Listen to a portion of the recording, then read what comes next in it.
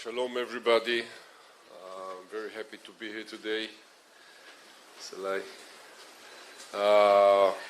This impressive book that I went through at the Jewish state of 75 perspectives, was edited by the president of this institution, Professor Judicial, former Chief of Justice of the Israeli Supreme Court, Aaron Barak, and former president of the Brandeis University and current president of the Global Mandel Foundation, Professor Judah Reisenhardt, honorable ambassadors, staff and friends of the Jewish People Policy Institution, esteemed guests.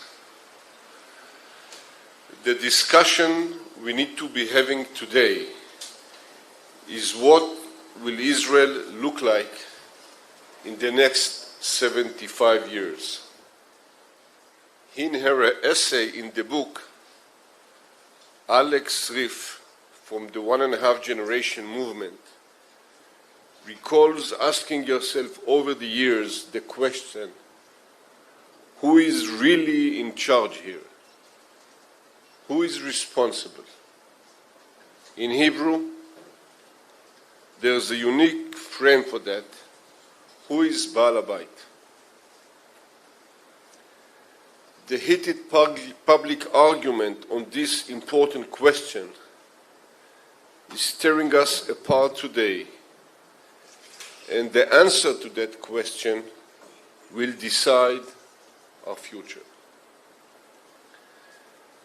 The state of Israel is a Jewish state, not because of one law or another.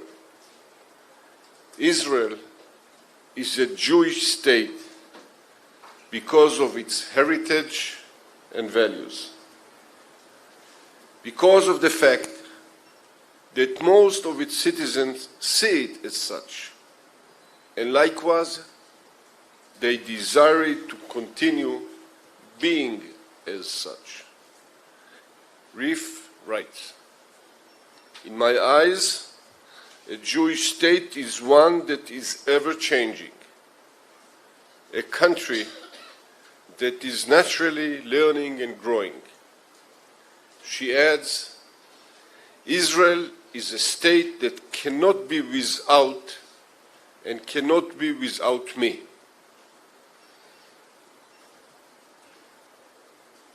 What is needed of us is not to alter our fundamental values, but to know how to evolve and reach consensual understandings that will protect the miracle we built here together. The answer to the questions, who is Baal Habayit, who is in charge, has to be, we are all co-partners in charge. One cannot be without the other, and the other cannot be without all of us. On that matter, I want to talk today. Over the last decades, for various reasons, the dangerous flames rising from our disputes burn taller, threatening to burn us from within. Professor Miron Isaacson made a noteworthy point on the subject in his essay. He suggested adding another core component to the definition of the Jewish state, solidarity between its people and between the different groups in the society. Solidarity that must manifest in the education system, in the manifestos of the political parties, and in all aspects of life. In order for that solidarity to be built, we must ensure all parts of group of the society are represented, as my friend Rabbi Benny suggested in the book. We need to remember, as Minister Moshe Arbel writes, that we must first seek out our common goods we all derive from Judaism, like how to treat those in need or those in different form of ourselves, instead of falling in love with what separates us and the disputes between us. Solidarity, pluralism, and common ground. My friends, ahead of us lie a great security and economic challenges that I will not elaborate on here today. The State of Israel cannot allow itself to be torn apart by a handful of radicals. Radicals who seek to change the face of our nation through a judicial overhaul. Radicals who seek to exempt sectors of the society from the partnership and responsibility for guaranteeing Israel's future. On the contrary, the nation must build that solidarity between its citizens on the foundation of the understanding that every one of us may live according to their own beliefs, while recognizing the need to compromise so that we may live side by side, all under the same roof. The singer Kobe Oz eloquently captured the need to compromise in the book. He said, Judaism doesn't like totality. It doesn't want you to work 100% of your time, nor does it wishes 100% of your wealth to stay yours. In the Jewish state as well, we must tend to the needs of each individual, yet each individual needs to learn to compromise a small part of his 100%. I am being criticized these days for my incoherent policy. How can one be secular yet traditional? Guarantee everyone serves while respecting the study of Torah. How do we not compromise on our security and retreat to 67 borders while not allowing ourselves to become a bi-national state? There are those that say that this approach simply sweeps our problems under the rug, or even that it is in nature. In my eyes, radicalism, which by all means is simpler and more coherent, is the greatest threat and danger to the Jewish people today.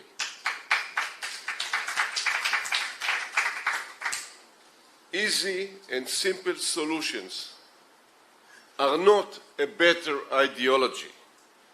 They are tragedy in the face of reality's complexities. This is what we are seeing today in the battle against terror, in the attempt to retrieve governance, and in other areas of life.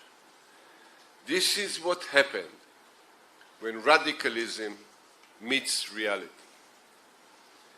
Our ability to agree on common grounds and rally Israeli society inwards towards the center is the single most important effort for our next 75 years. If and when I form a government, I not only do intend on having representation from all parts of society, including Arabs and ultra-Orthodox, I intend on my government to focus first on the wide range of matters we can all agree upon. Only from within those agreements we will ensure finding equitable solutions for the major disputes we are experiencing.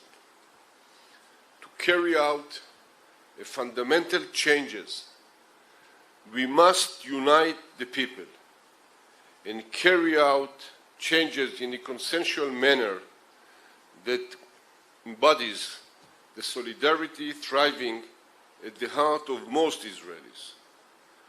With that, we must not sideline those major disputes, and we must not leave them for the radicals to decide. After 75 years, the time has come to consensually update the status quo so that it better reflects the local identity within the national framework, to diversify the legal system while preserving its independence, to formulate a new model of national service, one that will promise our security and strength of the people military for decades to come, to ensure quality state education for all, as well as education reflecting the beliefs of each sector. Esteemed guests, if we ignore these immense challenges, they will explode in our faces. If we try rushed, one-sided revolutions, we will disintegrate. So that we may overcome that what Professor Stern here calls the maturing test, we first need solidarity. For us to be able to carry out significant changes that address the burning challenges and vision of our times, Jews, Arabs, ultra-Orthodox and secular here in Israel, and those in the diaspora, we cannot have one group feel they are solely in charge and responsible for our home. No group can feel if they are the only Baal Habayit in our shared home. Ultimately, we all need to feel home in our home. Thank you very much.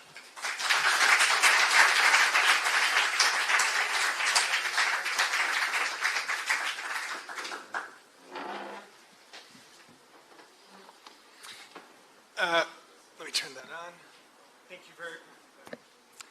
Thank you very much, Benny Gantz. So I want to ask, there's a few questions. I mean, you spoke about if and when you establish a government and how you're going to call in everyone, but also how there are issues that you do want to advance in retaining Israel's democratic and Jewish character, right? So, for example, one of the things that comes to mind for me is civil marriage, something that I think many of your voters would want to see happen. But on the other hand, we've seen how in the last few weeks you have been maybe warming up to ultra-Orthodox members of Knesset.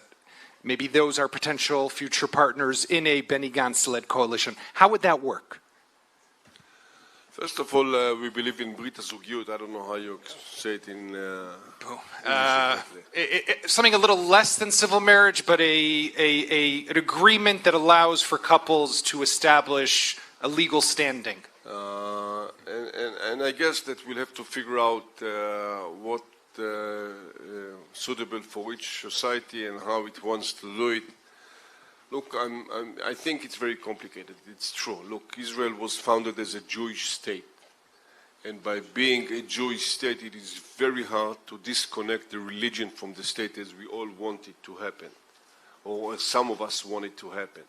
So we will have to walk issue by issue and figure out what would be the right way for us to practice liberalism as much as we can. And you know, by being liberal, and this is, in a way, a demand I have basically from everyone, because what is it that we are all talking about? We want to have one Israel, not the Israel Achat Uve'od Barak as a political movement, but one Israel, because I've been hearing provinces. I've been hearing Israel and Judea. Right. I've been hearing different concepts now being raised. No, it's one Israel. It has to be Jewish. It has to be well defended in justice vis-à-vis the Palestinian, so we can somehow separate them without taking the security risks that come with that. And it has to be democratic and liberal. And the liberal aspect, it should be demanded from everyone, from the secular to respect the ultra-Orthodox, and from the ultra-Orthodox to respect the secular. We are holy and no one is going anywhere. You can blink as much as you want with your eyes. No one is going to disappear. We are here. That's it. It's a beautiful idea in theory, but in political practicality, reality, is that possible? Well, it has to be possible because there's no other way to figure out how to stay here together. And once something it becomes a national necessity, we will find a way to do it. It will take time, yes. Do we need to have a triangle inside this framework I talked about of the agreed vision? I believe in the Declaration of Independence, a right set of rules. It can be right reform, it can be basic law, it can be a whole constitution, either one. And we have to have some kind of national fairness where everybody gets to serve the country, everybody is being served by the country, and like this we can live with one another, because no one, if there will be only one winner, we will all lose. So I have no doubt about it. So if I understand what you're saying, if and when you form a coalition, using your words, you would invite the Haredim, the ultra-Orthodox, in, but you wouldn't give them veto over matters of religion and state like is currently happening in this coalition. You would say, for example, we're going to liberalize conversion. Yedidia recently wrote about how maybe that is one of the solutions that we need. We're going to do Brit HaZugiyut. We're going to do things. You're part, but there's no veto power. If indeed we can form a government based on the center and strong enough in terms of electoral power, it will give us a golden opportunity to have all the other segments in the government to represent their societies without using or overusing their political power. Now, it is within our interest, seriously speaking, it is within our interest to enable everyone to practice his own ways. And I believe, Yaakov, that eventually they will have to understand that.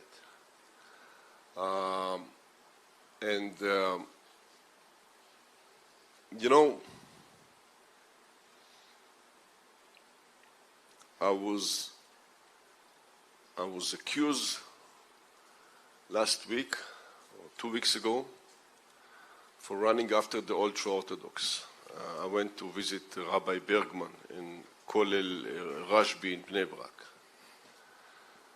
So I told them, you know what I did just before going there? He says, what did you do just before going there? I said, I spoke to the Chinuch HaMamlachti. How do you say? The national... The secular school system. The main secular stream. And from there, I went to Rabbi Bergman. And from Rabbi Bergman, I went to Aviv Geffen for dinner. One day. And you play on all fields. I think that we will be less strong if we won't recognize one another. And one of the reasons I'm suggesting the new model of service, not just because of national fairness, it's important. I believe that by serving this way or another, the sense of equality will be in place, the states of rights will be in place for every sector, and knowing each other and getting closer to one another will also make it easier for us to live without differences. We will feel that those differences make us unique, but not make us threatening one another. And this is hardship. This is going to be very hard. I don't know how much I'll succeed. I know how much I want it. The judicial reform. your party has been participating in those so-called compromise talks that President Herzog has hosted, as well as many other forums that many other people are involved in. The Knesset is currently on recess, so things are a little quieter, but they're coming back already even before the Knesset returns after the Chagim at the end of October. We have the Supreme Court decision that's coming up on the reasonableness clause and other massive demonstrations. How bad is this going to be in the winter session of the Knesset? Is it possible, therefore, to be a compromise? You were a little more optimistic in the beginning. You become a little less optimistic? Once again, maybe it's a language gap on behalf of myself. I'm willing to compromise nothing. I'm willing to come to an agreement on many issues. I will not compromise over the democracy in terms of the politicization of the judicial system, nor do I intend to compromise over the independence of the judicial system on all its vectors. Zero compromise over this issue. Can I come to an agreement on other issue of how you found or how you set up a fundamental law or others? Definitely yes. Is it really important if it's going to be 69 or 71 or 79 or 80 or 81 parliament members? Those are issues that has to do nothing with compromising. This is something we can come to an agreement upon. So first, I'm seeking agreements. I'm not seeking to compromise over the Israeli democracy. Secondly, yes, if we won't be able to solve this till this parliament comes back to session, it's going to be very tough for everybody. Israel have been damaged in any way I can think of, diplomatically, economically, socially, any way you can think of. The gaps between the diaspora communities and the state of Israel grew. And I think we are losing on all areas, and I think we must solve it in the right way. I think that the demonstrations were very important, and they are still very important. And by the way, they are far wider than just the judicial overhaul. You see more and more events, Imahot Bachazit and other phenomena that's starting to rise because it has been a wake-up call to all of us. And it's a huge crisis. And because it's such a huge crisis, it's such a great opportunity at the very same time. If you flip a coin of a crisis, on the other side it says opportunity. And we have to take care of it as much as we can. I hope we can solve it. It's not in the hand of the demonstrations to solve it. It's the hand of us, the leaders, to solve it. And this is what we will try to do. So we have an opportunity to take a couple of questions from the audience. Owen, please. But just loud, and then I'll repeat it.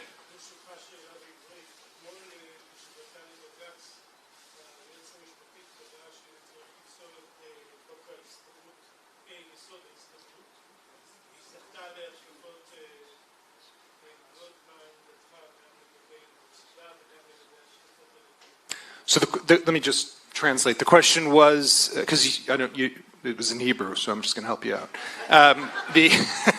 The question was, yesterday the Attorney General gave her answer to the petition against the Reasonableness Act and said that, in her view, it should be canceled and annulled. She's come under a lot of criticism from all sides, mainly from the right-wing side of the political spectrum. What is your response to her answer to the court and to the attacks against her?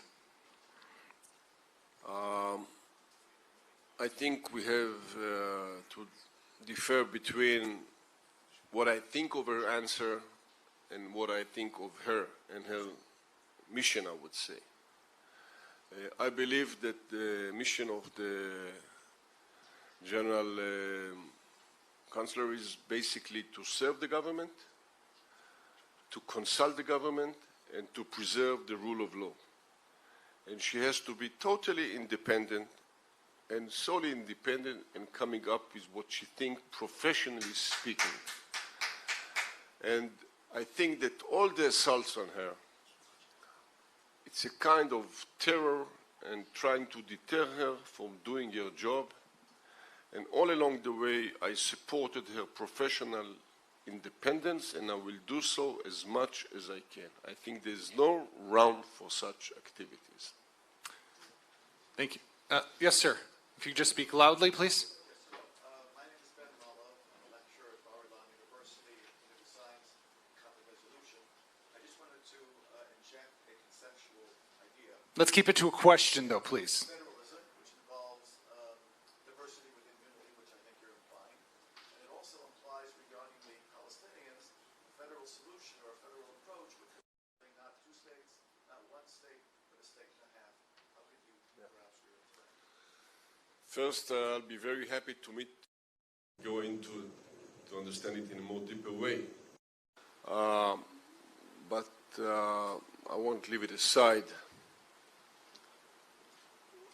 Look, the two-state solution is a very old phrase and a very remote vision. And everybody that looks at it go back to his own concept, to his own phrases. Some would say 67 line. We'll be here, they'll be there, everything will be solved. I don't think that that's reality. This is anymore a reality. And unfortunately, our experience with withdrawals is a very negative one. And I think that most Israelis doesn't want to control the Palestinians, and all Israelis doesn't want to take the security risk that come with this measure or that measure that you will end up doing. Therefore, what I'm suggesting for the time being is what I called, and I'm sorry that Micha Goodman is not here because it's a combined phrase, two entities situation. For the time being, in which Israel maintains its security superiority over the area.